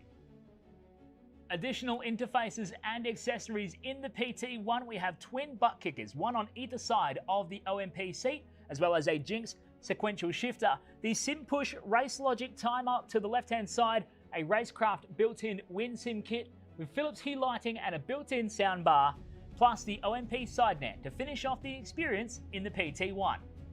The Racekraft PT1, build number 1, the ultimate in sim racing experience, combining the best products in the market with the passionate, no compromise approach that goes beyond racing simulation.